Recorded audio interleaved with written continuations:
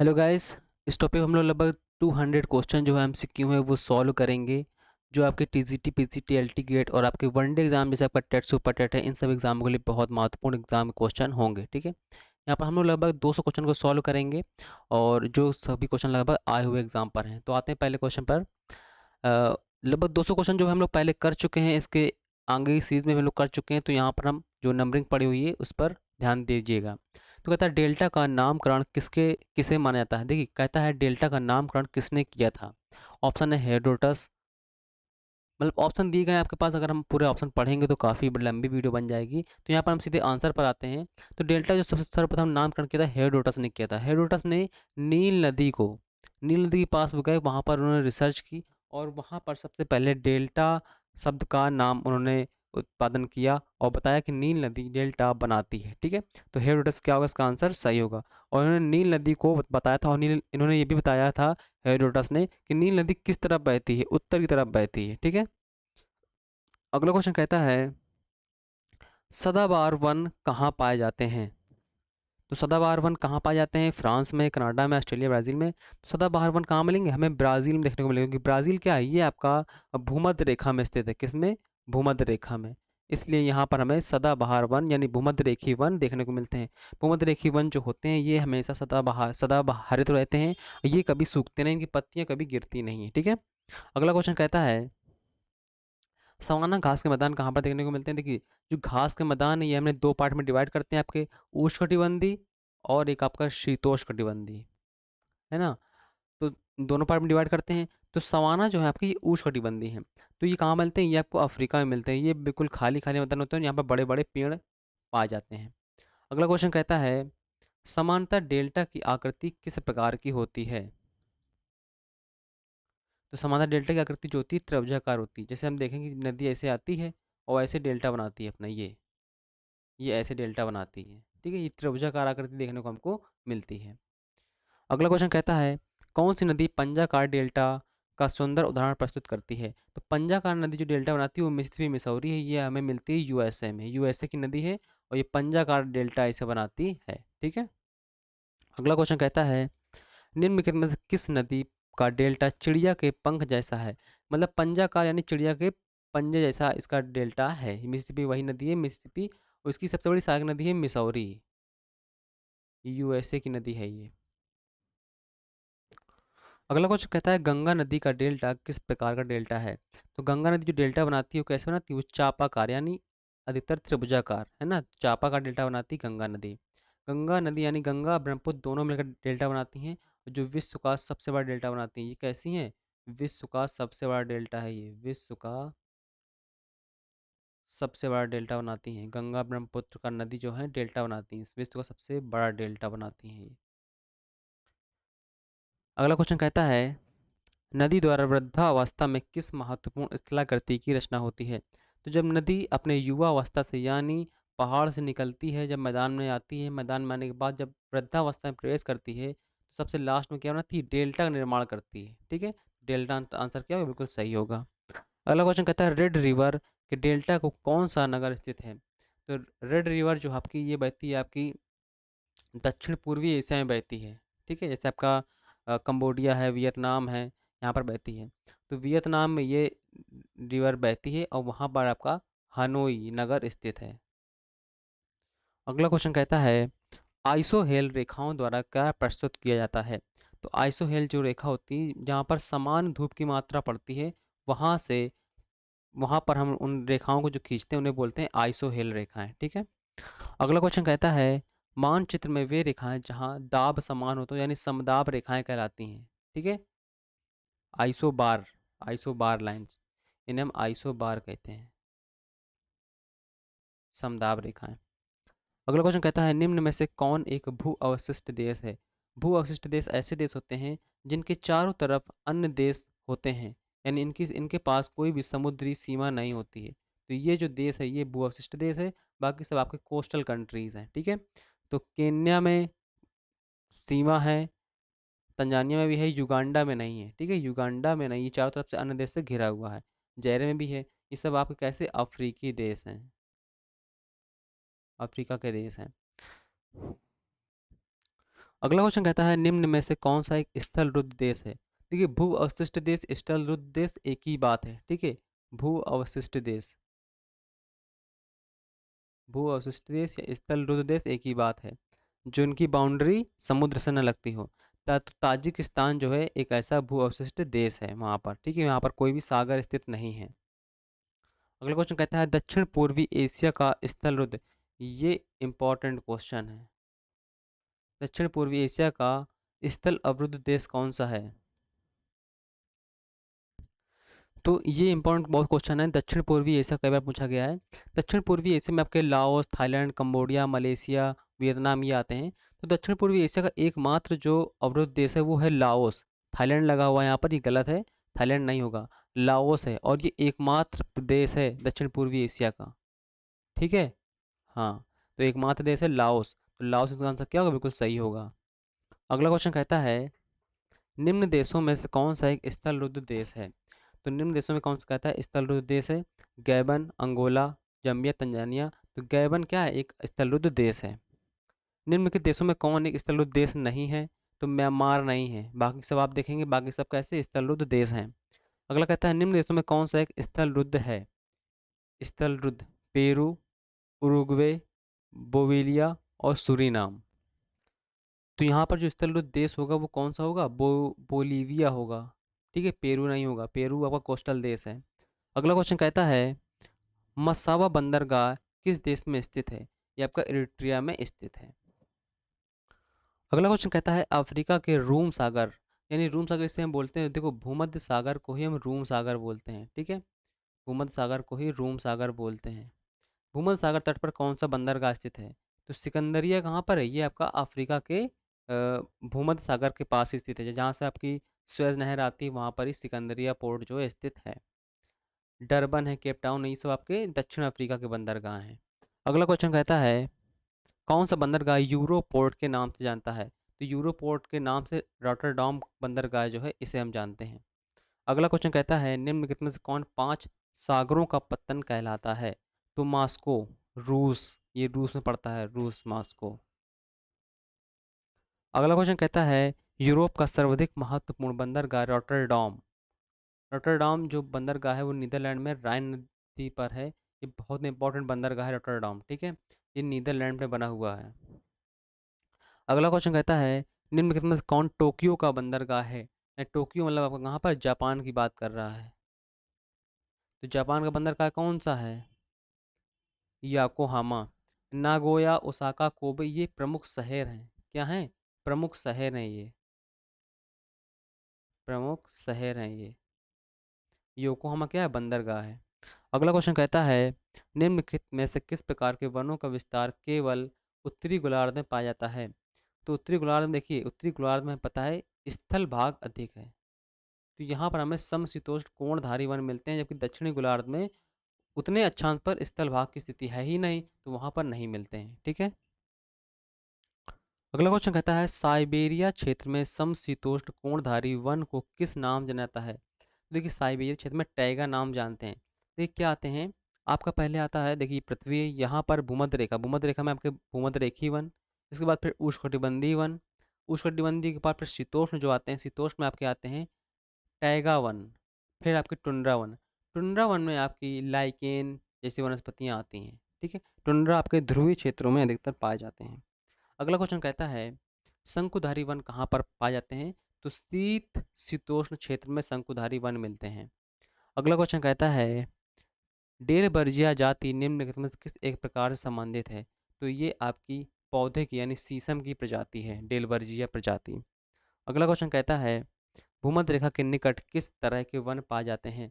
तो सीधी सी बात है, भूमध्य रेखा में उष्णकटिबंधीय वन पाए जाते हैं, और ये पतझड़ी वन नहीं होते हैं, पतझड़ी वन यहाँ पर मिलते ही नहीं, शंकुधारी में नहीं मिलेंगे, घास स्थल तो मिलेगा ही नहीं, तो उष्णकटिबंधीय वन यही मिलेंगे।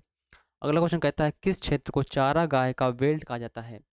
देखिए जो वेल्ड मैदान होते हैं आपके, ये आपके कैसे मैदान हैं, ये आपके उष्णकटिबंधीय मैदान है, और ये दक्षिण अफ्रीका में मिलते हैं, ठीक है। वेल्ड कहाँ घास के मैदान को बोलते हैं, दक्षिण अफ्रीका के। अगला क्वेश्चन कहता है निम्न में से कौन उष्णकटिबंधीय घास भूमि है।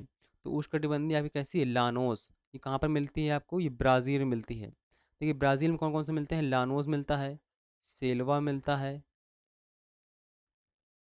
कैंपोज मिलता है। ये सभी उष्णकटिबंधीय मैदान हैं, ये सभी ब्राज़ील में मिलते हैं, लानोस, सेल्वा, कैंपोस, ठीक है। अगला क्वेश्चन कहता है निम्नलिखित में से कौन शीतोष्ण कटिबंधीय घास मैदान है। तो शीतोष्ण कटिबंधीय घास मैदान ये आपके अफ्रीका में आएंगे। सॉरी, जो वेल्ड वेल्ड घास मैदान ये आपके अफ्रीका यानी साउथ अफ्रीका में आते हैं, क्योंकि जो भूमध्य रेखा है वो इसके ऊपर गुजरती है, और यहाँ से आपकी जो आपकी मकर रेखा है, मकर रेखा के नीचे ये मैदान पाए जाते हैं, तो यहाँ पर आपके शीतोष्ण घास के मैदान कहलाएंगे, ठीक है। तो वेल्ड क्या है आपके शीतोष्ण घास के मैदान हैं, क्योंकि कैंपोज आपका उष्णकटिबंधीय है, सवाना आपका उष्णकटिबंधीय है, लानोस भी आपका उष्णकटिबंधीय है, ठीक है। ये अफ्रीका के मैदान है। इसके बाद हम आते हैं कनाडा। कहता है अगला क्वेश्चन, कनाडा के मध्य अक्षांशीय घास के मैदान कहलाते हैं। तो देखिए कनाडा और आपके अमेरिका, यहाँ पर जो मैदान पाए जाते हैं आपके प्रेयरी, ये शीतोष्ण कटिबंधीय घास के मैदान है, ठीक है। प्रेयरी स्टेपी आपके मध्य एशिया में से आपका यूक्रेन है, रसिया यहाँ पर पाए जाते हैं। डाउन्स आपके ऑस्ट्रेलिया में, और आपके पंपास आपके कहाँ पाए जाते हैं, अर्जेंटीना में पाए जाते हैं।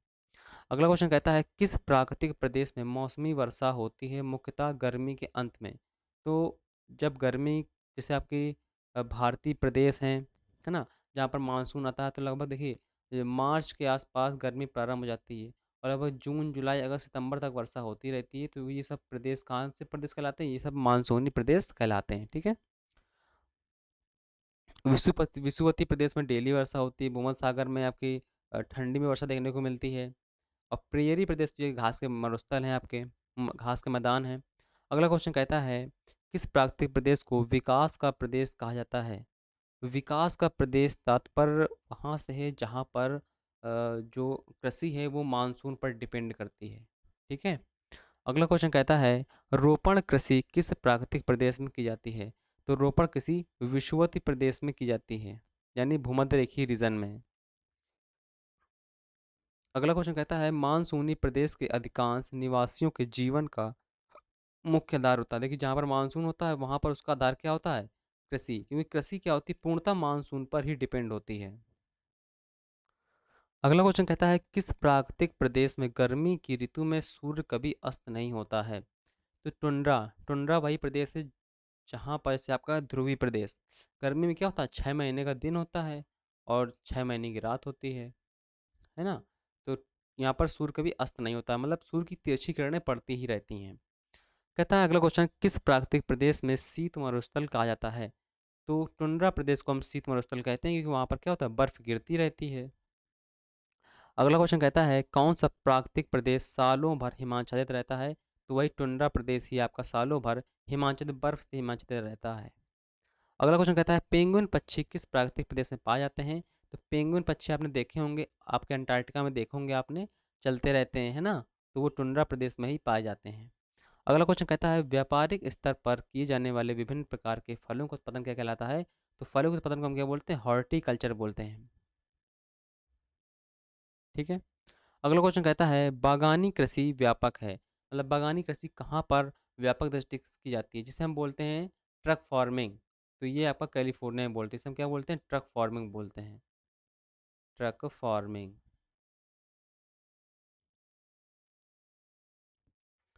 अगला क्वेश्चन कहता है कुजबास कोयला क्षेत्र निम्नलिखित में से किस राज्य में स्थित है।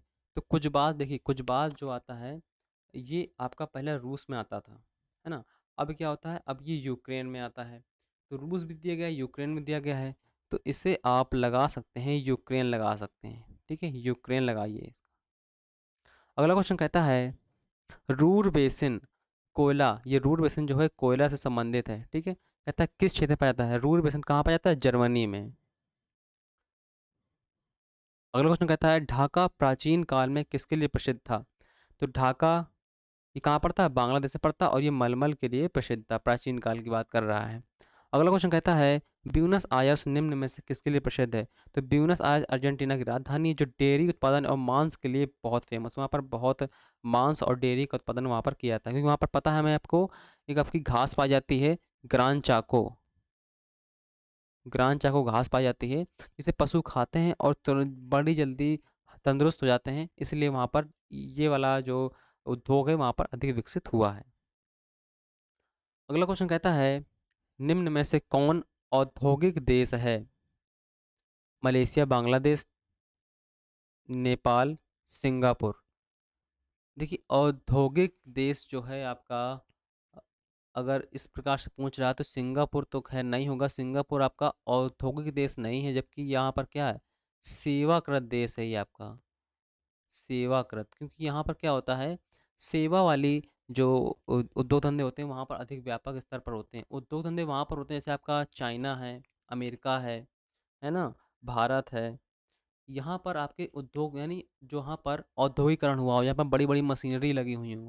तो सिंगापुर में ऐसा नहीं, सिंगापुर में आपका द्वितीयक सेवाएँ देखने को कम मिलती हैं, वहाँ पर तृतीयक स्तर यानी सेवा वाली चीज़ें वहाँ पर देखने को अधिकतर मिलती हैं, ठीक है? तो इस प्रकार से अगर पूछा जाएगा तो आपका सिंगापुर सही होगा। अगर आप औद्योगिक में लगाना चाहते हैं तो मलेशिया लगा सकते हैं, फिर भी आपका बाकी सब नहीं हो सकता है। अगला क्वेश्चन कहता है, आंतरिक जल यातायात हेतु सबसे उपयुक्त महत्वपूर्ण नदी कौन सी है? तो आंतरिक जल के लिए जो राइन है वो बहुत महत्वपूर्ण है, ये आपकी यूरोप की नदी है। अगला क्वेश्चन कहता है, निम्नलिखित में से किस महाद्वीप के में आंतरिक जलमार्ग का सर्वाधिक विकास हुआ है? तो आंतरिक जलमार्ग का जो सबसे अधिक विकास हुआ है यूरोप में, क्योंकि यहाँ पर हमें नहरें बहुत सारी देखने को मिलती हैं। यहाँ पर नहरों का विकास अत्यधिक मात्रा में हुआ है, जहाँ से जहाज जो होते हैं अंदर चले जाते हैं और वापस आ जाते हैं। तो जब जहाँ पर नहरों का विकास अधिक होगा तो वहाँ पर सीधी सी बात है, आंतरिक जलमार्ग अधिक विकास विकसित माना जाएगा। अगला कहता है, सौरमंडल का सबसे गर्म ग्रह कौन सा है? तो सौरमंडल का सबसे गर्म ग्रह जो है वो शुक्र है, क्योंकि यहाँ पर क्या है, CO2 की मात्रा पाई जाती है, और CO2 क्या करती है, ग्रीन हाउस गैस का काम करती है। यानी ये एनर्जी को अंदर तो आने देती है पर बाहर जाने नहीं देती है। CO2 सबसे भारी गैस है, जिस कारण पृथ्वी का टेम्परेचर भी जो है बदल रहा है, ठीक है। अगला क्वेश्चन कहता है, पृथ्वी के निकटतम दूरी पर स्थित ग्रह कौन सा है? तो पृथ्वी सबसे निकटतम दूरी पर कौन सा है? बुध। एक होता है आपका बोर्ड्स लॉ, कौन सा? Boards law. बोर्ड्स लॉ के अनुसार जो पिंड होते हैं सूर्य से जब दूर चले जाते हैं तो इनकी बीच की दूरी क्या है, बढ़ती जाती है। ये दूरी क्या होती है, बढ़ती जाती है। ये दूरी जो है ये दूरी बढ़ती जाती है, जैसे जैसे दूर जाएंगे तो बढ़ते जाएंगे। अब मान लिया आपका ये पृथ्वी है, तो सीधी सी बात है बुध वाला है, बुध शुक्र ही पास में होगा, मंगल दूर होगा। तो ये बोर्ड्स लॉ थोड़ा याद रखिएगा। शुक्र ग्रह सबसे नज़दीक है पृथ्वी के। अगला क्वेश्चन कहता है, निम्न में से किस ग्रह को सुबह का तारा, सांझ का तारा, भोर का तारा कैसे बोलते हैं? शुक्र को ही हम बोलते हैं। पृथ्वी की बहन भी इसे ही बोलते हैं। अगला क्वेश्चन कहता है, निम्नलिखित ग्रहों में से किसे सौंदर्य का देवता कहा जाता है? तो शुक्र को ही बोलते हैं। अगला कहता है, सबसे अधिक चमकने वाला तारा कौन सा है? तो सबसे अधिक चमकने वाला तारा भी कौन है? शुक्र ही है। अगला क्वेश्चन कहता है, सूर्य की परिक्रमा के दौरान पृथ्वी सूर्य से अधिकतम दूरी पर किस महीने में होती है? देखिए दो कंडीशन आती हैं, ये अगर आपका सूर्य है तो सूर्य एक बार पृथ्वी के सबसे निकट होता है, एक बार सबसे क्या होता है, दूर होता है, ठीक है। तो अधिकतम दूरी पूछी गई है, 3 जनवरी को पास में होता है, 3 जनवरी को, 3 जनवरी सबसे पास, इसे हम क्या बोलते हैं, उपसौर बोलते हैं, यानी पेरीफेरल बोलते हैं, उपसौर। जो सबसे दूर होता है ये होता है 4 जुलाई को, इसे हम बोलते हैं अपसौर यानी एपीहेलन, ठीक है। तो 4 जुलाई इसका आंसर क्या होगा, बिल्कुल सही होगा। अगला क्वेश्चन कहता है, सूर्य और पृथ्वी के मध्य अधिकतम दूरी होती है? तो अधिकतम दूरी 4 जुलाई को ही होती है।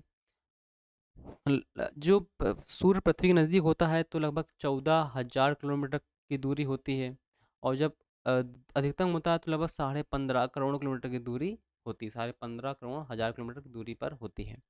अगला क्वेश्चन कहता है, सूर्य और पृथ्वी के मध्य न्यूनतम दूरी कब होगी? तो 3 जनवरी को होगी, अभी हमने बताया आपको। अगला क्वेश्चन कहता है, पृथ्वी को उसके काल्पनिक अक्ष पर घूमने को क्या कहते हैं? तो घूर्णन कहते हैं। तो ये जब पृथ्वी जो है अपने अक्ष पर घूमती है ऐसे, तो उसे हम घूर्णन बोलते हैं, परिभ्रमण भी बोलते हैं, परिभ्रमण भी बोलते हैं, ठीक है, और रोटेशन भी बोलते हैं, ठीक। और जब सूर्य के चारों तरफ घूमती है ऐसे ऐसे ऐसे, है ना, ये सूर्य हो गया का, तो इसे हम बोलते हैं परिक्रमण, इसे हम रेवोल्यूशन भी बोलते हैं, ठीक है। वार्षिक गति भी इसे बोलते हैं, और परिभ्रमण ही आपकी दैनिक गति भी होती है। अगला क्वेश्चन कहता है, पृथ्वी तथा सूर्य के मध्य सर्वाधिक दूरी किस दौरान होती है? तो अपसौर स्थिति बताई थी आपको, अपसौर और उपसौर। उपसौर में सबसे नज़दीक होती है और अपसौर में सबसे दूर। अगला क्वेश्चन कहता है निम्न में से किसने पहली बार कहा कि पृथ्वी गोल है? यानी अरस्तू ने सबसे पहले कहा था कि पृथ्वी क्या है? गोल है। ठीक है। अगला क्वेश्चन कहता है पृथ्वी की धुरी कैसी है? झुकी हुई है, वक्री है, क्षैतिज है, ऊर्ध्वाधर है। तो पृथ्वी की जो धुरी है वो कैसी है? थोड़ी झुकी हुई है। ठीक है। अगला क्वेश्चन कहता है किसमें पृथ्वी के अलावा अन्य जीवन की संभावना व्यक्त की जाती है? मतलब देखिए रिसर्च तो चल रही है लेकिन अभी कुछ है ऐसा कुछ है नहीं। मंगल ग्रह को ही माना जाता है कि पृथ्वी के बाद अगर जीवन संभव है तो मंगल ग्रह में हो सकता है। अगला क्वेश्चन कहता है सूर्य के इर्द गिर्द एक परिक्रमा के लिए निम्न में से कौन सा एक ग्रह अधिकतम समय लेता है? तो देखिए बुध, शुक्र, पृथ्वी, मंगल ये तो कम समय लेते हैं। सूर्य के चारों तरफ चक्कर लगाने के लिए जैसे जैसे ग्रह दूर जाते जाएंगे वैसे ही वैसे उसका समय क्या होता है? बढ़ता जाता है। तो बृहस्पति जो है सबसे अधिक समय लेगा इन ऑप्शन के अकॉर्डिंग। ठीक है। और बृहस्पति जो है अपने ही धुरी पर 10 घंटे में लगभग 9.8 घंटे लेता है। औसतन हम 10 घंटे ले सकते हैं। 10 घंटे में अपनी धुरी पर घूम लेता है। सबसे कम समय लेता है बृहस्पति। ठीक है, अपनी धुरी पर। अगला क्वेश्चन कहता है निम्नलिखित में से कौन सा तारा पृथ्वी के सर्वाधिक समीप है? तो सबसे नजदीक सूर्य ही है ना। अगला क्वेश्चन कहता है निम्नलिखित ग्रहों में किसके चारों ओर वलय हैं?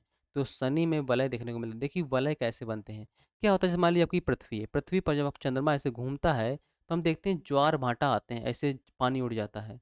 अब शनि पर 82 उपग्रह हैं, तो शनि पर जो वलय हैं ये इन्हीं के आकर्षण बल के कारण वलय बने रहते हैं। ठीक है। अगला क्वेश्चन कहता है शनि ग्रह के कितने उपग्रह हैं? ये 61 नहीं है, लगभग इसके वर्तमान में उपग्रह की बात करें तो लगभग 82 उपग्रह हैं। ठीक है, शनि के, क्योंकि शनि के सबसे ज़्यादा वर्तमान सबसे ज़्यादा उपग्रह हैं। अगला क्वेश्चन कहता है शनि ग्रह के चारों ओर पाए जाने वाली वलयों की संख्या कितनी है? तो वलयों की संख्या कितनी है? 10 है। अगला क्वेश्चन कहता है निम्न में से किस ग्रह के चारों ओर स्पष्ट वलय हैं? तो शनि ग्रह में हमें वलय देखने को मिलते हैं। अगला क्वेश्चन कहता है यूरेनस की खोज किसने की थी? तो हर्सेल नामक वैज्ञानिक ने यूरेनस की खोज की थी। अगला क्वेश्चन कहता है कौन सा ग्रह सर्वाधिक गैसों से घिरा हुआ है? तो यूरेनस ही सर्वाधिक गैसें यहाँ पर देखने को मिलती हैं, क्योंकि जैसे जैसे हम सूर्य से दूर जाते हैं ना तो सब ग्रह जो हैं आपके ठोस से गैस की तरफ बढ़ते हैं। गैस ही ग्रह देखने को अधिकतर मिलते हैं। कहता है यूरेनस के कितने उपग्रह हैं? तो यूरेनस के लगभग 27 उपग्रह के आसपास देखने को मिलते हैं। कहता है सौरमंडल का बाह्यतम ग्रह कौन है? तो नेपच्यून क्या है? नेपच्यून अगर हम बात करें सूर्यमंडल का सबसे बाह्यतम ग्रह है, लेकिन नेपच्यून को क्या हटा दिया गया था? नेपच्यून, हाँ नेपच्यून ही है। ठीक है, प्लेटो को हटा दिया गया था। प्लेटो को हटा दिया गया था। नेपच्यून ये सबसे बाहरी ग्रह है।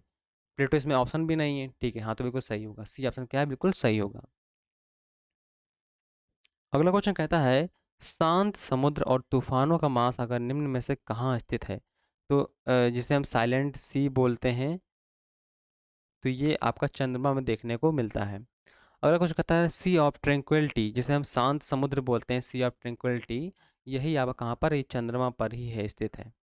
अगला क्वेश्चन कहता है कौन सा ग्रह हरे रंग का प्रकाश उत्सर्जित करता है? तो यहाँ पर आपका जो हरे रंग की गैस आपकी अमोनिया है, यहाँ पर स्थित होने के कारण ये वरुण जो ग्रह है ये हरे रंग का प्रकाश क्या उत्सर्जित करता है। अगला क्वेश्चन कहता है निम्नलिखित में से कौन से ग्रह के सर्वाधिक प्राकृतिक उपग्रह हैं? तो शनि के हैं, कितने हैं? 82 बताए थे अभी आपको, कितने? 82। अगला क्वेश्चन कहता है दक्षिणी गोलार्ध में सबसे बड़ा दिन कब होता है? तो दक्षिणी गोलार्ध में सबसे बड़ा दिन की बात कर रहे थे। पृथ्वी पर हम लोग रहते हैं उत्तरी गोलार्ध में। उत्तरी गोलार्ध में सबसे बड़ा दिन जो होता है आपका होता है कब? 21 जून को। दिखाई दे रहा है? हाँ ठीक है, 21 जून को होता है। अब बात कर रहा है दक्षिणी गोलार्ध में, तो दक्षिणी गोलार्ध में सबसे बड़ा दिन कब होता है? दक्षिणी गोलार्ध में होता है 22 दिसंबर को। ठीक है। अगला क्वेश्चन कहता है पृथ्वी की जुड़वा बहन कहे जाने वाले ग्रह का नाम है? तो शुक्र को हम बोलते हैं पृथ्वी की जुड़वा बहन, पृथ्वी की भगनी, है ना, सांझ का तारा, भोर का तारा, तो इसे ही बोलते हैं। सबसे गर्म ग्रह यही है। अगला क्वेश्चन कहता है चमकता हुआ तारा भी इसे ही बोलते हैं। कहता है पृथ्वी के केंद्र में पाया जाने वाला चुंबकीय पदार्थ, जो चुंबकीय पदार्थ पृथ्वी पर जो चुंबकीय पदार्थ का निर्माण होता है वो निकेल के कारण होता है। पृथ्वी पर क्या मेंटल जो है आपका वो कैसा है? सेमी लिक्विड फॉर्म में, जिसके कारण पृथ्वी पर चुंबकीय पदार्थों का निर्माण होता है। अगला क्वेश्चन कहता है, वह काल्पनिक रेखा जो पृथ्वी को दो पार्ट में डिवाइड करती है, तो उसे हम क्या बोलते हैं? भूमध्य रेखा बोलते हैं। ये पृथ्वी है, ये हमारी भूमध्य रेखा है, यानी 0 डिग्री अक्षांश, जिसे हम विषुवत रेखा भी बोलते हैं। क्या बोलते हैं? विषुवत रेखा। इसे हम इक्वेटर भी बोलते हैं। ठीक है। अगला क्वेश्चन कहता है, दो देशांतर रेखाओं के बीच की दूरी निम्न में से किस नाम से जानी जाती है? दो देशांतरों के बीच की दूरी को हम बोलते हैं गोरे। अगला क्वेश्चन कहता है, वह अक्षांश रेखा जिस पर सदैव दिन व रात की अवधि समान रहती है। भूमध्य रेखा पर दिन और रात की अवधि हमेशा समान रहती है, क्योंकि यहाँ, क्योंकि जो सूर्य होता है, ये कर्क रेखा है, ये भूमध्य रेखा है, ये आपकी मकर रेखा है। सूर्य की स्थिति या तो यहाँ तक जाती है, तो यहाँ तक जाती है। इसके ऊपर नहीं जाती है, ना इसके नीचे जाती है। इसलिए भूमध्य रेखा पर हमेशा प्रकाश पड़ता रहता है। इसलिए वहाँ पर दिन और रात की अवधि जो होती है हमेशा समान रहती है। अगला क्वेश्चन कहता है, पृथ्वी के उत्तरी ध्रुव एवं दक्षिणी ध्रुव को मिलाने वाली रेखा को क्या कहते हैं? तो देशांतर रेखा बोलते हैं। कैसे? ये पृथ्वी है, यहाँ से हम उत्तरी ध्रुव से दक्षिणी ध्रुव रेखा खींचते हैं। ये देखिए, जितनी भी आपकी देशांतर रेखाएं होंगी, ये उत्तरी ध्रुव को दक्षिणी ध्रुव से मिला रही होंगी। ठीक है। देशांतर की हम बात करें तो लगभग 360 रेखाएं देशांतर रेखा में आती हैं। अगला क्वेश्चन कहता है, निम्न में से किस स्थान का प्रमाणिक समय एवं स्थानीय समय में कितना अंतर है? कहता है, निम्नलिखित में से किसी स्थान का प्रमाणिक समय एवं स्थानीय समय में कितना अंतर है? क्वेश्चन ये नहीं है, ये पूछा गया है कि किसी स्थान का, यानी भारत का जो प्रमाणिक समय है वो कहाँ से लिया गया है। ठीक है, ये अंतर नहीं पूछा गया है यहाँ पर। क्वेश्चन थोड़ा गलत है, मिस्टेक है। भारत का, भारत में से किस स्थान का प्रमाणिक समय लिया गया है? तो भारत का प्रमाणिक समय ये इलाहाबाद के नैनी से लिया गया है। ठीक है, या फिर आपका मिर्ज़ापुर ऑप्शन देगा तो वो सही होगा। दो में से कोई एक ऑप्शन देगा, दोनों में दोनों सही होंगे। अगला क्वेश्चन कहता है, निम्न में से किस से प्राथमिक चट्टान की श्रेणी में रखा जाता है? तो इग्निशियस रॉक जो होती हैं, आपकी अग्नि चट्टान जो होती हैं, आपकी बैसाल्ट हैं, ग्रेनाइड हैं, ये आपकी अग्नि चट्टानों में आती हैं। अगला क्वेश्चन कहता है, पृथ्वी के द्रव पदार्थों के घनीभूत हो जाने के से बनी चट्टानों को क्या कहते हैं? जब पृथ्वी के जो लिक्विड मटेरियल होता है, जैसे आपका मेंटल में लिक्विड, सेमी लिक्विड पदार्थ पाए जाते हैं, जब वो ठंडे हो जाते हैं तो अग्नि चट्टानों का निर्माण होता है। अगला क्वेश्चन कहता है, जो पठार चारों ओर से पर्वतमालाओं से घिरे हुए होते हैं, उन्हें हम अंतर पर्वतीय पठार बोलते हैं। जैसे आपका हम बात करें तिब्बत का पठार, ये चारों तरफ से अन्य पर्वतमालाओं से घिरा हुआ है। अगला क्वेश्चन कहता है, धरातल में सर्वाधिक भूभाग पर किस चट्टान का विस्तार है? देखिए, धरातल मतलब बात कर रहा है, क्रस्ट की बात कर रहा है। ठीक है, तो क्रस्ट पर सर्वाधिक जो विस्तार देखने को मिलता है, अवसादी चट्टानों को देखने को मिलता है। अगला क्वेश्चन कहता है, पेट्रोलियम किन चट्टानों में पाया जाता है? तो पेट्रोलियम जो है आपका अवसादी चट्टानों में पाया जाता है, यानी प्राचीन संस्कृत, यानी आपकी जिसमें स्तर मिलते हैं। ठीक है। अगला क्वेश्चन कहता है, निम्न में से कौन परतदार चट्टान नहीं है? तो चूना पत्थर है, क्वार्टजाइट नहीं है, सेल भी है, पत्थर, बालू का पत्थर भी, तो ये क्वार्टजाइट नहीं है। अगला क्वेश्चन कहता है, निम्न में से कौन सी रूपांतरित चट्टान है? तो नीस रूपांतरित चट्टान है, ग्रेनाइट नीस में बदल जाता है। ठीक है। अगला क्वेश्चन कहता है, निम्न में से कौन कायांतरिक सेल है? कायांतरिक सेल मतलब परिवर्तित सेल है, तो संगमरमर किससे? चूना पत्थर संगमरमर बदलता है। अगला क्वेश्चन कहता है, अंतः सागरी भूकंपों द्वारा उत्पन्न समुद्री लहरों क्या बोलते हैं? तो जब समुद्र के अंदर हलचल होती है और फिर जो लहरें उत्पन्न होती हैं, उन्हें हम बोलते हैं सुनामी। सुनानी नहीं, सुनामी।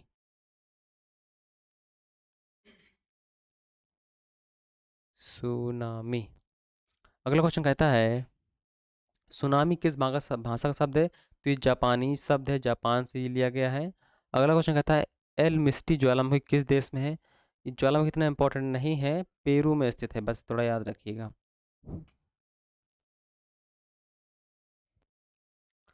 अगला क्वेश्चन कहता है, विश्व के विशाल वलित पर्वतों की रचना जो आज से लगभग कितने मिलियन वर्ष पूर्व हुई थी? तो लगभग 30 मिलियन वर्ष पूर्व जो विशाल वलित पर्वत, जैसे आपका रॉकीज है ना, एंडीज है ना, आपका हिमालय है, ये जो वलित पर्वत हैं, इनकी जो संरचना निर्माण होने लगा था, लगभग 30 मिलियन वर्ष पूर्व इनकी संरचना निर्माण होने लगा था। वलित पर्वत आपके बिल्कुल नए पर्वत होते हैं। अगला क्वेश्चन कहता है, पोर्टवार पठार निम्न में से किस देश में स्थित है? तो पोटवार पठार जो आपका पाकिस्तान में स्थित है। अगला क्वेश्चन कहता है निम्नलिखित में से कौन ठंडी स्थानीय पवन नहीं है? तो खमसिन, सिराको, हरमट्टन, ये आपकी ठंडी है। फ्राइजिम ये आपकी ठंडी नहीं है। ठीक है। देखिए जो फ्राइज़ेम है, एक तो फ्राइज़ेम जो हवा है इसका खैर लोकेशन तो उसकी खैर मालूम नहीं है। लेकिन अगर हम बात करें खमसिन और सिराको ये तो ठंडी हैं। देखिए अगर हम बात करें तो जो यहाँ पर फ्राइज़ेम है ये आपकी एक ठंडी हवा है। क्योंकि खमसिन, सिराको और हरमट्टन ये मध्य अक्षांश में चलती हैं। और जब मध्य अक्षांश में चलती हैं पृथ्वी के तो ये गर्म हवाएँ हैं।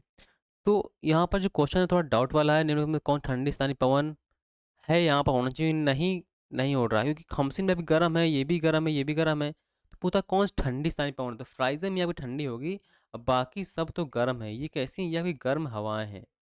ये आपकी गर्म हवा है, ठीक है। क्वेश्चन थोड़ा बहुत डाउट था लेकिन आप क्लियर कर लीजिएगा। वैसे इसका आंसर यही सही होगा क्योंकि ठंडी हवा पूछा है तो ठंडी हवा ये होगा। वहाँ पर नहीं गलत लगा हुआ है, ठीक है, नहीं नहीं होगा यहाँ पर, वरना इसका आंसर बैठेगा ही नहीं सही से। अगला क्वेश्चन कहता है विश्व में महाद्वीपों की कुल संख्या कितनी है? तो विश्व में 7 महाद्वीप, सबसे बड़ा महाद्वीप आपका एशिया, सबसे छोटा महाद्वीप आपका क्या हो गया? ऑस्ट्रेलिया हो गया। अगला क्वेश्चन कहता है निम्नलिखित में से किस महाद्वीप को विषमताओं का महाद्वीप कहा जाता है? तो सबसे अधिक विषमताएं आपके ऑस्ट्रेलिया महाद्वीप में मिलती हैं। अगर पूछ ले सबसे अधिक विषमताओं वाला देश कौन सा है तो भारत इसका आंसर होता। अगला क्वेश्चन कहता है निम्नलिखित में से किस महाद्वीप को मानव घर कहा जाता है? तो किस महाद्वीप को मानव घर कहा जाता है? तो ये मानव घर की संज्ञा जो है आपके यूरोप महाद्वीप को दी जाती है, ठीक है। अगला क्वेश्चन कहता है निम्नलिखित में से किस महाद्वीप को नई दुनिया के नाम जाना जाता है? तो नई दुनिया के नाम से हम जानते हैं दक्षिण अमेरिका को। दक्षिण अमेरिका जानते हैं, एशिया को नहीं कहेंगे। नई दुनिया हम किसी दक्षिण अमेरिका को जानते हैं, ठीक है, दक्षिण अमेरिका को। अगला क्वेश्चन कहते हैं विश्व की सबसे लंबी दरार घाटी किस महाद्वीप में है? तो एशिया में जिसे हम क्या बोलते हैं? जॉर्डन रिफ्ट वैली बोलते हैं। विश्व की सबसे बड़ी लंबी घाटी जॉर्डन रिफ्ट वैली, ठीक है, जो आपके न्यासा मलावी झील से प्रारंभ होकर जॉर्डन तक जाती है, ठीक है, बहुत लंबी ये वैली है। अगला क्वेश्चन कहता है किस महाद्वीप में ज्वालामुखी का सर्वदा अभाव पाया जाता है? तो हम देखें तो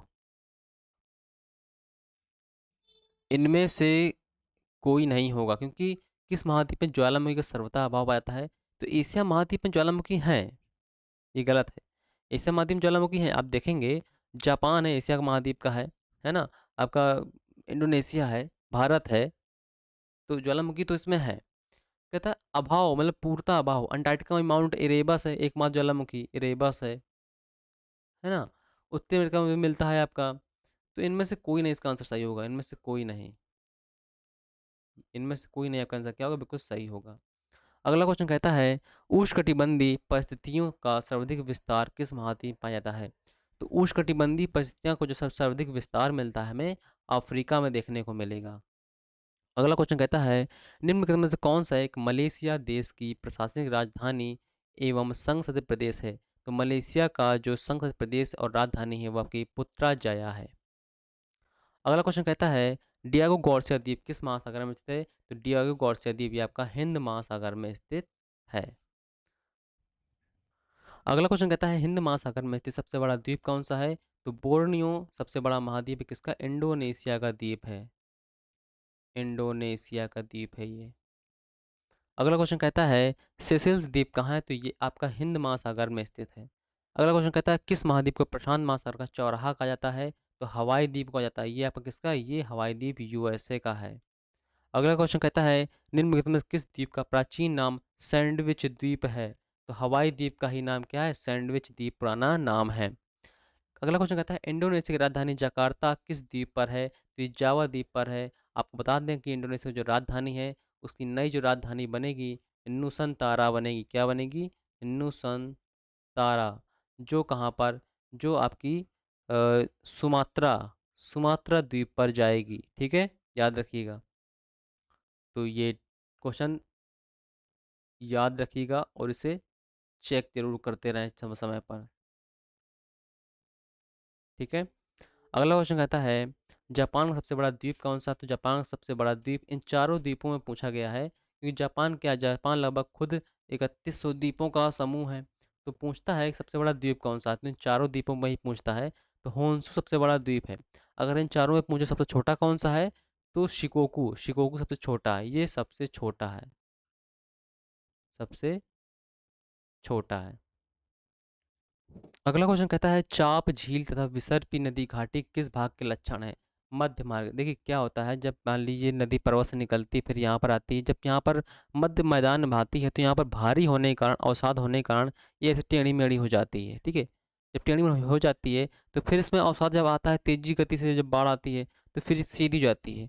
तो जो ये झील चापाकार बन जाती है इसे हम क्या बोलते हैं? छाड़न झील बोलते हैं, छाड़न झील बोलते हैं, या फिर इसे हम क्या बोलते हैं? चाप झील बोलते हैं। ठीक है। अगला क्वेश्चन कहता है नदियों द्वारा अपने किनारों पर प्राकृतिक रूप में बनाए गए बांधों को किस नाम से जानते हैं? तो नदियों द्वारा प्राकृतिक बांध जो बनाए जाते हैं उन्हें हम बोलते हैं लेवीज। ठीक है। अगला क्वेश्चन कहता है नदी के निक्षेपण से बनी स्थलाकृति है। तो नदी के निक्षेपण से जो स्थलाकृति बनती है वो प्राकृतिक तटबंध बनती है, यानी जो तट बनते हैं किनारे किनारे, ये नदी बह रही है, किनारे किनारे जो तट बनते हैं उन्हें हम बोलते हैं प्राकृतिक तटबंध।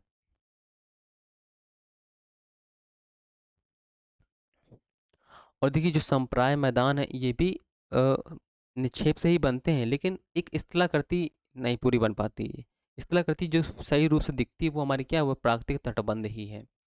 अगला क्वेश्चन कहता है लोयस का निर्माण होता है। तो लोयस आपके मैदान हैं, पठार हैं, ये हवाएं होती हैं जो हल्की हल्की मिट्टी को, पतली मिट्टी को उड़ा कर ले जाती हैं और एक जगह इकट्ठा करके जमा कर देती हैं, जहाँ पर लोयस मैदान का निर्माण हो जाता है। ये पवन से बनती हैं। अगला क्वेश्चन कहता है गारा स्थलाकृति कहाँ मिलती है? तो गारा स्थलाकृति क्या है? ये हमें मरुस्थलीय क्षेत्रों में मिलती है और पवन के द्वारा ये भी स्थलाकृति बनाई जाती है। अगला क्वेश्चन कहता है कोप काना पुलिन कहाँ पर है? ये रियो डी जेनेरियो यानी ब्राज़ील में पड़ता है। ब्राज़ील में आपने देखा होगा, आपने देखा होगा एक काफ़ी बड़ा टैटू जो हाथ फैलाए और खड़ा रहता है, वो ब्राज़ील में स्थित है। ठीक है। अगला क्वेश्चन कहता है लैपीज किस क्षेत्र से संबंधित हैं? लैपीज, ज्वाला, पोलजे, ये सब आपके किससे? कास्ट प्रदेश जहाँ मतलब जहाँ पर चूने चट्टानें पाई जाती हैं वहाँ से ये सब संबंधित होते हैं। चूने की चट्टानें जहाँ पर मिलती हैं। अगला कहता है अंधी घाटियाँ, ये भी आपके चूना प्रदेशों में मिलती हैं, यानी कास्ट प्रदेशों में भी आपकी अंधी घाटियाँ वहाँ पर देखने को मिलती हैं, चूना प्रदेशों वाले भाग में। अगला क्वेश्चन कहता है युवाला कहाँ मिलते हैं? युवाला, पोलजे बताया ना अभी आपको, ये सब कहाँ पर? चूना प्रदेशों में मिलते हैं। अगला क्वेश्चन कहता है फ्योर्ड किस प्रक्रम से निर्मित होते हैं? फ्योर्ड जो होते हैं ये आपके अपरदन से बनते हैं और आपके समुद्री तरंगों के अपरदन से बनते हैं। ये फ्योर्ड तट होते हैं आपके जैसे आपका नॉर्वे, स्वीडन, फिनलैंड है, यहाँ पर हमें फ्योर्ड तट देखने को मिलते हैं, काफ़ी कटे फटे हुए होते हैं। अगला क्वेश्चन कहता है टकला मकान मरुस्थल जो है किस देश में? टकला मकान जो मरुस्थल है आपका, ये कहाँ पर? चीन में देखने को मिलता है। अगला क्वेश्चन कहता है सारगासो क्या है? सारगासो एक सागर है और समुद्री घास भी है। तो यहाँ पर सागर तो दिया नहीं गया है, समुद्री घास ही देखिए। सारगासो क्या है? ये आपका एक अटलांटिक महासागर, जो अटलांटिक महासागर ऐसा आकार का है, यहाँ पर स्थित है सारगासो सागर। सारगासो सागर एक ऐसा सागर है जिसका पानी जो है अटलांटिक महासागर से कभी नहीं मिलता है और इसका कोई तट भी नहीं है, बिना तट वाला। ये भी क्वेश्चन पूछता है किसका, किस महासागर का कोई तट नहीं है? तो सारगासो सागर का ही कोई तट नहीं है। ठीक है। और यहाँ पर सारगासो घास भी पाई जाती है जिसे मछलियाँ खाती हैं और वहाँ पर बहुत अधिक मात्रा में मछलियाँ भी देखने को मिलती हैं। अगला क्वेश्चन कहता है निम्नलिखित में से किस एक को गर्म जलधारा, कौन सी एक गर्म सागरी जलधारा है? तो पेरू आपकी ठंडी है, बेंगुएला आपकी ठंडी है और आपकी इनमें से कोई नहीं। तो पूर्वी जो ऑस्ट्रेलिया में बहेगी ये हमें कौन सी गर्म जलधारा देखने को मिलती है? अगला क्वेश्चन कहता है विश्व का सबसे ऊंचा ज्वार कहाँ पर आता है? तो बे ऑफ फंडी, फंडी खाड़ी जो आपका कहाँ पर पड़ता है? कनाडा के पास पड़ता है, वहाँ पर सबसे ऊंचे ज्वार आते हैं। अगला क्वेश्चन कहता है आसवान बांध किस नदी पर बना हुआ है? तो आसवान बांध जो है नील नदी पर बना हुआ है। ठीक है। अगला क्वेश्चन कहता है अकोसंबो बांध किस नदी पर? ये वोल्टा नदी पर बना हुआ, ये भी आपका अफ्रीका में बना हुआ है। ठीक है, अफ्रीका में काफ़ी बड़ा डैम है ये भी। अगला क्वेश्चन कहता है कैजी बांध निम्नलिखित में किस नदी पर है? तो कैजी बांध जो है आपका नाइजर नदी पर स्थित है, ये भी आपका अफ्रीका में है। अगला क्वेश्चन कहता है सापेक्षिक आर्द्रता को निम्नलिखित में किस ग्राफ पर दिखाया जाता है?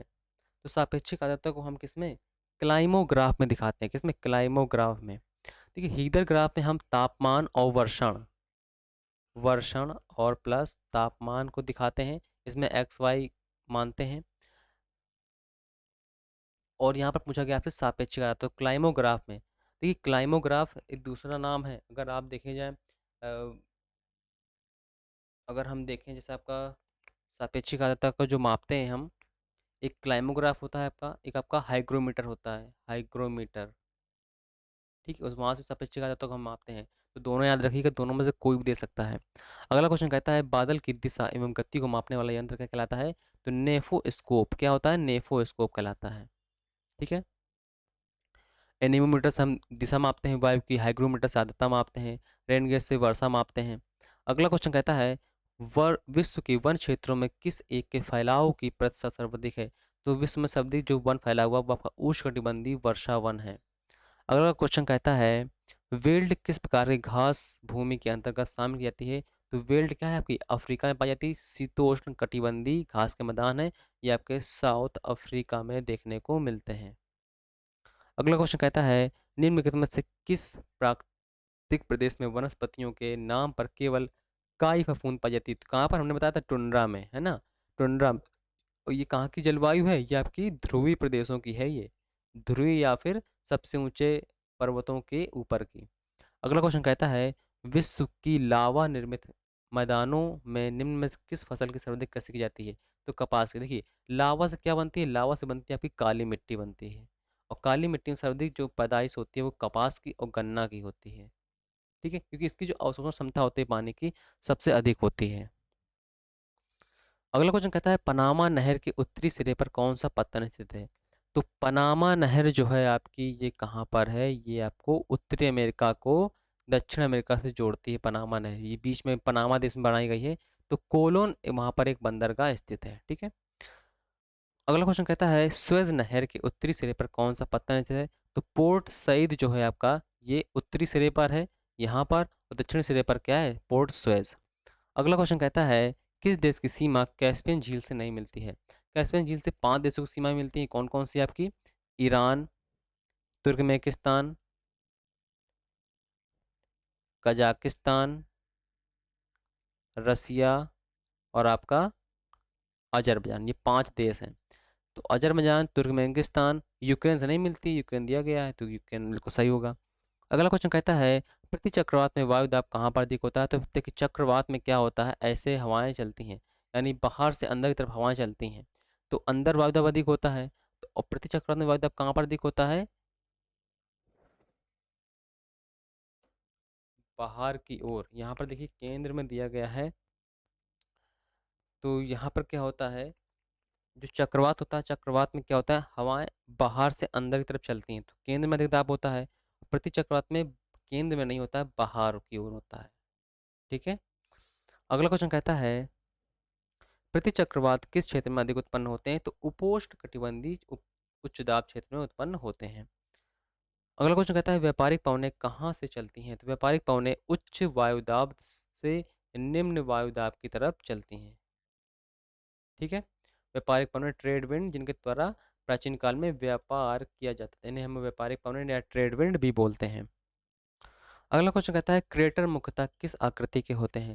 तो क्रेटर मुख्यतः कीपाकार होते हैं। क्रेटर होते क्या हैं? जैसे आपका ये ज्वालामुखी है, ठीक है, अब ज्वालामुखी जब ये है, ये आपका यहाँ से ज्वालामुखी निकला, लावा निकला, ये जमता गया जमता गया, तो एक आकृति आती है जब यहाँ से कुछ निकलता नहीं, ये कुछ इस प्रकार आकृति बन जाती है। ठीक है, ये कुछ इस प्रकार आकृति बन गई, तो यहाँ पर क्या होता है, पानी भर जाता है। ठीक है, जब पानी भर जाता है तो ये फिर क्रेटर बन जाता है, और क्रेटर में जब पानी भर गया तो क्रेटर झील बन जाती है। तो क्रेटर मुख्यतः कैसा होता है, कीप का आकार का होता है, मतलब कुछ इस प्रकार का होता है, जैसे आपने देखा होगा इससे तेल भरते हैं, ये इस प्रकार कुछ कीप आकार का होता है। ठीक है, अगला क्वेश्चन कहता है मेसेटा का पठार किस देश में स्थित है?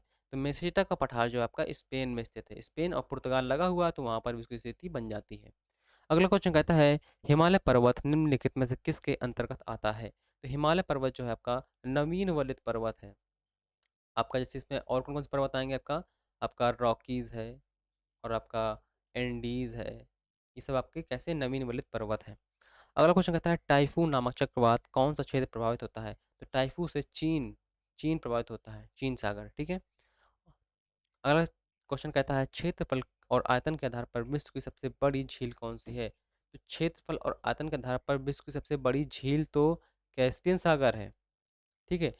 लेकिन अगर आपसे शुद्ध पानी की पूछे, मतलब पीने योग्य पानी, शुद्ध पानी की पूछे तो कौन सी होगी? सुपीरियर झील होगी, ठीक है।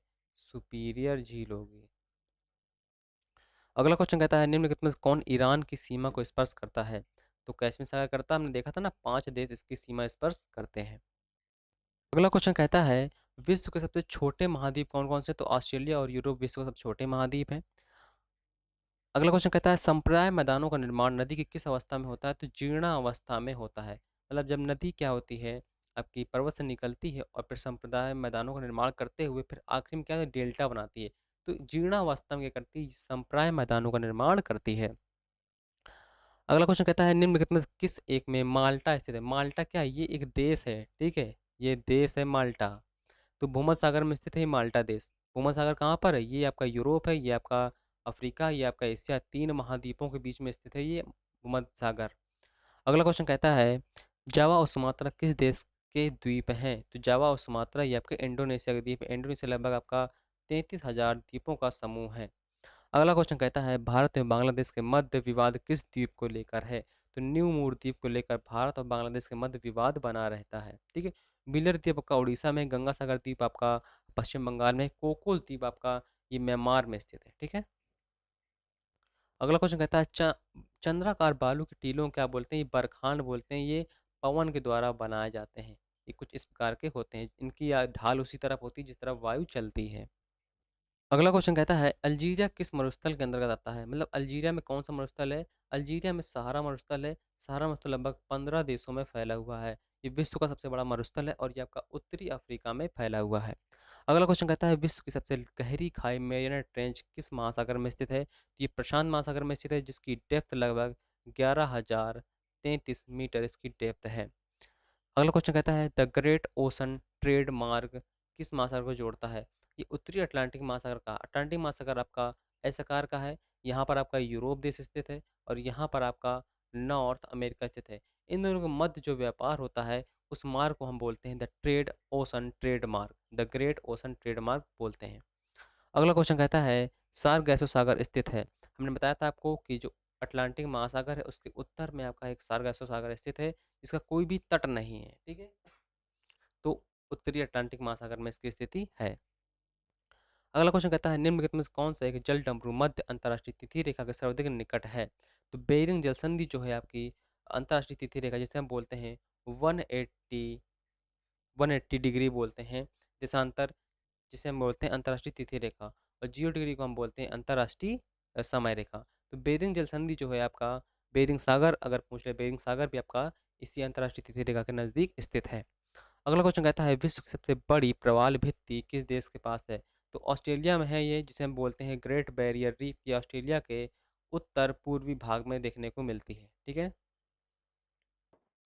अगला क्वेश्चन कहता है निम्नलिखित में से किस नदी को तेल नदी के नाम जानते हैं? तो ये नाइजर नदी है, ये आपकी अफ्रीका में बहती है।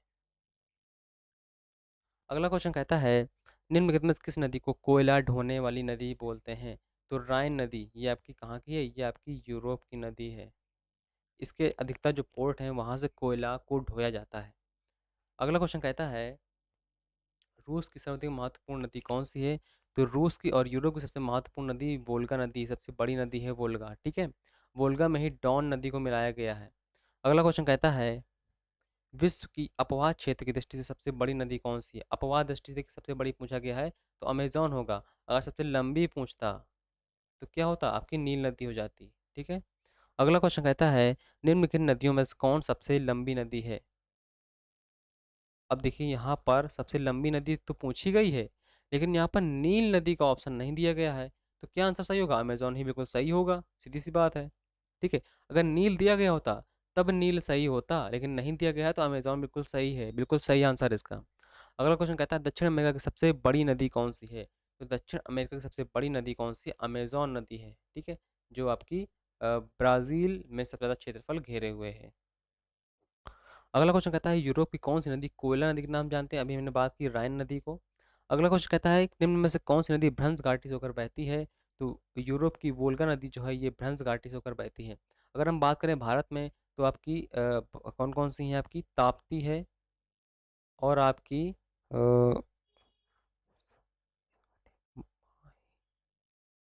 ताप्ती नदी है, और एक आपकी नदी है नर्मदा। हाँ, नर्मदा, ये दोनों आपकी भ्रंश घाटी से होकर बहती हैं।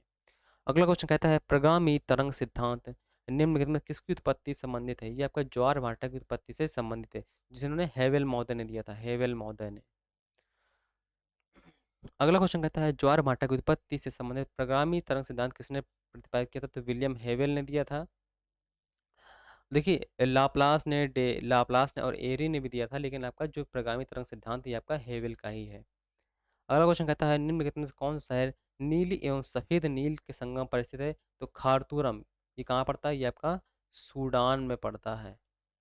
अगला क्वेश्चन कहता है फ्रांस का बोर्डो बंदरगाह किस नदी पर स्थित है? तो फ्रांस का बोर्डो बंदरगाह गेरून नदी के तट पर स्थित है। अगला क्वेश्चन कहता है सीन नदी के किस नगर से होकर बहती है? तो पेरिस जो है फ्रांस का शहर है, ये सीन नदी के तट पर ही स्थित है, ठीक है। अगला क्वेश्चन कहता है निम्नलिखित में से कौन सा नगर किसी नदी के तट पर स्थित है? मतलब निम्नलिखित में कौन सा शहर किसी नदी के तट पर स्थित नहीं है? यहाँ पर होना चाहिए, स्थित नहीं है, ठीक है, यहाँ पर नहीं है, होना चाहिए। तो बगदाद भी है आपका, पेरिस भी है आपका, मॉस्को भी है, इस्तांबुल नहीं है आपका किसी नदी किनारे स्थित, ठीक है। अगला क्वेश्चन कहता है नर्मदा और ताप्ती प्रकार के डेल्टा का निर्माण करती है। नर्मदा और ताप्ती जॉर्दन मुख बनाती है ना, ये एस्चुरी बनाती है, एस्चुरी, ये डेल्टा नहीं बनाती है, एस्चुरी बनाती है। अगला क्वेश्चन कहता है एक समान समय पर तूफान आने वाली स्थानों को मिलाने वाली रेखा को क्या कहते हैं? इसे हम बोलते हैं आइसोब्रांट, ठीक है। अगला क्वेश्चन कहता है सूर्य तप के समान अवधि वाले स्थानों को मिलाने वाली रेखा को क्या बोलते हैं? आइसोहेल बोलते हैं। जहाँ पर समान आइसोलेशन प्राप्त होता है उसे हम क्या बोलते हैं? आइसोहेल। अगला क्वेश्चन कहता है निम्नलिखित में से कौन सा एक भू अवशिष्ट देश है? भू अवशिष्ट देश वही थे जिनके पास कोई भी समुद्री तट नहीं था। तो बोलीविया था, ये कहाँ का है आपका? साउथ अमेरिका का ये कंट्री है, ये सभी साउथ अमेरिका कंट्री हैं। ब्राज़ील ऐसा देश है जो लगभग सभी देशों से उसकी सीमा टच होती है, सिर्फ आपका पेरू है, पेरू से उसकी सीमा टच नहीं होती है। और एक जो देश है इसमें अगर हम देखें तो पेरू और इक्वाडोर से इसकी सीमा क्या होती है? टच नहीं होती, बाकी सभी देशों से इसकी सीमा टच होती है, ठीक है। अगला क्वेश्चन कहता है मानचित्र पर दूरियों को मापने के लिए किस यंत्र का प्रयोग किया जाता है? तो ऑप्टिसोमीटर का हम प्रयोग करते हैं। अगला क्वेश्चन कहता है वायु में आपेक्षिक आर्द्रता मापन हेतु प्रयुक्त उपकरण है? तो हाइग्रोग्राफ यानी हाइग्रोमीटर, ठीक है। पेंटोग्राफ से हम जो नक्शा होता है, मैप जो होते हैं उनको छोटा बड़ा करते हैं। अब बैरोग्राफ से हम बैरोमीटर से हम दाब मापते हैं। हाइड्रो हाइड्रोग्राफ हाइड्रोग्राफ से हम ग्राफ का निर्माण करते हैं, ठीक है। तो हाइग्रोग्राफ से हम क्या मानते हैं? आर्द्रता, ठीक है।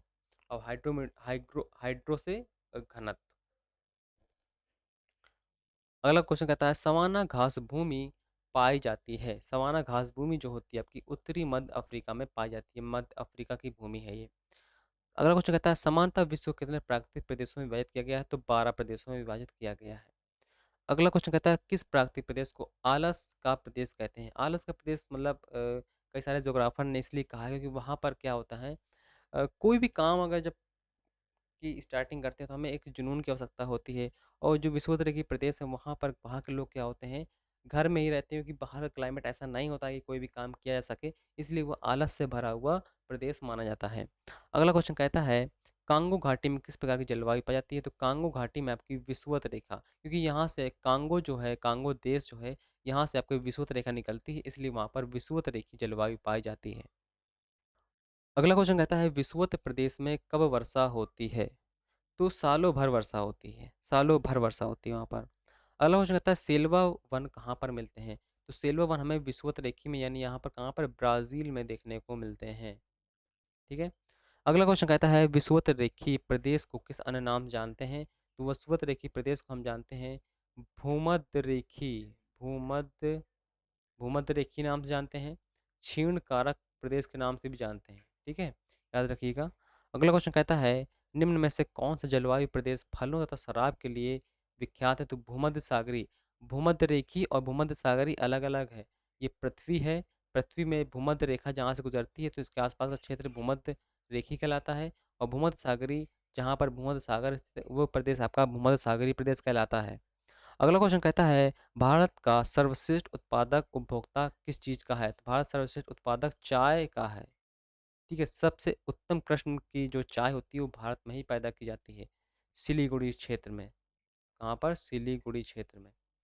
अगला क्वेश्चन कहता है नकदी फसल में संबंधित नहीं है। तो नकदी फसल संबंधित किससे नहीं? गेहूं से नहीं है। देखिए, नकदी फसलें क्या होती हैं? नकदी फसलें ऐसी फसलें होती हैं जिन्हें हम काट कर तुरंत बाजार में जाकर बेच सकते हैं। तो गेहूं को हम काट कर तुरंत नहीं बेच बेच सकते हैं, गन्ना को काट कर बेच सकते हैं, जूट को काट कर बेच सकते हैं, और आपको कपास को भी काट कर बेच सकते हैं। ठीक है, अगला क्वेश्चन कहता है मत्स्यन किस प्रकार की आर्थिक क्रिया है? तो ये प्राथमिक क्रिया के अंतर्गत आती है। प्राथमिक में वे क्रियाएं आती हैं जो हम प्रकृति से तुरंत प्राप्त करते हैं। कृषि है, आपका पशुपालन है, फल का संरक्षण करना है, मतलब फल को हम फल से प्राप्त करके कुछ चीज़ें बनाते हैं। ये सब किस में आती हैं? आपकी प्राथमिक क्षेत्र में आती हैं। दूध उत्पादन है और मांस उत्पादन, ये सब आपके प्राथमिक क्षेत्र में आता है। द्वितीयक में आपका आता है जो प्राथमिक से हमें प्राप्त वस्तुएं होती हैं उनको हम द्वितीय में क्या करते हैं? मॉडिफाई करते हैं। जैसे हमने गेहूं से आटा बना लिया, आटे से फिर हमने चाउमीन, बर्गर, डोसा ये सब बना लिया, ये सब आपके द्वितीय क्षेत्र में आता है। सर, द्वितीय क्षेत्र में हमारा, हाँ, इंडस्ट्री सेक्टर आता है। बिल्कुल, हाँ, सही है। इंडस्ट्री में हम सभी चीज़ें बनाते हैं। ठीक है, इंडस्ट्री। और तृतीय क्षेत्र में आपका आता है सेवा क्षेत्र। यह तृतीय क्षेत्र जो संबंधित है आपका सेवा संबंधित है। जैसे आपका टीचिंग है आपका, और आपका कोई बैंकिंग सेक्टर है, ये सेवा में। चतुर्थक में आपका रिसर्च सेंटर आती हैं, रिसर्च चीज़ें आती हैं। ठीक है, अगला क्वेश्चन कहता है व्यापारिक रूप से मत्स्य पालन का व्यवसाय क्या कहलाता है? तो पीसी कल्चर कहलाता है। विटीकल्चर अंगूर की खेती, एपीकल्चर आपका एपीकल्चर एपीकल्चर मधुमक्खी पालन को बोलते हैं। सेरीकल्चर आपका रेशम कीट पालन को बोलते हैं। अगला क्वेश्चन कहता है नीली क्रांति निम्न में से किससे संबंधित है? तो नीली क्रांति का संबंध 1960 के दशक में हुआ था, और जो ये है आपका मत्स्य उत्पादन से संबंधित है। अगला क्वेश्चन कहता है प्लैंकटन क्या है? तो प्लैंकटन और फाइबर प्लैंकटन आपकी ये समुद्री घास होती है जिसे खाकर मछलियाँ खूब बड़ी बड़ी हो जाती हैं, है ना? मछलियाँ आपकी खूब बड़ी बड़ी हो जाती हैं और फिर उनका उत्पादन किया जाता है। अगला क्वेश्चन कहता है हेरिंग पॉड के नाम से जानते हैं। हेरिंग पॉड के नाम से हम अटलांटिक महासागर को जानते हैं कि हेरिंग पॉड क्या है? अटलांटिक महासागर में हेरिंग नाम की मछली जो है सर्वाधिक मात्रा में पाई जाती है, इसलिए हम इसे क्या बोलते हैं? हेरिंग पॉड के नाम से हम इसे जानते हैं। ठीक है, अगला क्वेश्चन कहता है निम्नलिखित में से कौन धात्विक खनिज है? तो धात्विक खनिज आपकी कौन है? सोना है। बाकी बाकी कोई धातु है ही नहीं। ठीक है, तो सोना आपकी धात्विक खनिज है। अगला क्वेश्चन कहता है निम्नलिखित में से कौन आणविक खनिज है? तो आणविक खनिज, यहाँ पर पूछना चाहिए कौन सा आणविक खनिज नहीं है, यहाँ पर नहीं लगा होगा। ठीक है, तो यूरेनियम भी है, थोरियम भी है, मॉलिब्डेनम नहीं है आपका। ठीक है, और आपका प्लेटिनम भी आणविक खनिज नहीं है। ठीक है, यूरेनियम थोरियम का हम आणविक चीज़ों में यूज़ करते हैं। अगला क्वेश्चन कहता है ऑस्ट्रेलिया का महत्वपूर्ण लौह अयस्क उत्खनन केंद्र कौन सा है? तो पिलमारा, ये आपका ऑस्ट्रेलिया का महत्वपूर्ण लौह, यहाँ पर सबसे सर्वाधिक लौह खनिज देखने को मिलता है। तो इस सीरीज़ में लगभग हम लोगों ने 200 क्वेश्चन की जल्दी जल्दी करने के लिए 200 क्वेश्चन की हमने 2 सीरीज़ बनाई हैं। इसमें लगभग हमने 400 क्वेश्चन को हम एमसीक्यू सॉल्व कर चुके हैं, जो आपके टीजीटी हैं आपका, पीजीटी है आपका, एलटी ग्रेड है आपका, और आपका वनडे एग्जाम अगर हम देखें तो आपका जैसे आपका टेट है आपका, यूपी टेट है, और आपका पेट है, इन सब एग्ज़ामों के लिए बहुत इंपॉर्टेंट ये कोई सीरीज़ है। तो इसी प्रकार से बने रहिए हमारे साथ, और मिलते हैं नेक्स्ट वीडियो में। नेक्स्ट वीडियो पर हम ऐसे क्वेश्चन को सीरीज़ को सॉल्व करेंगे। तब तक के लिए tata bye bye, thank you.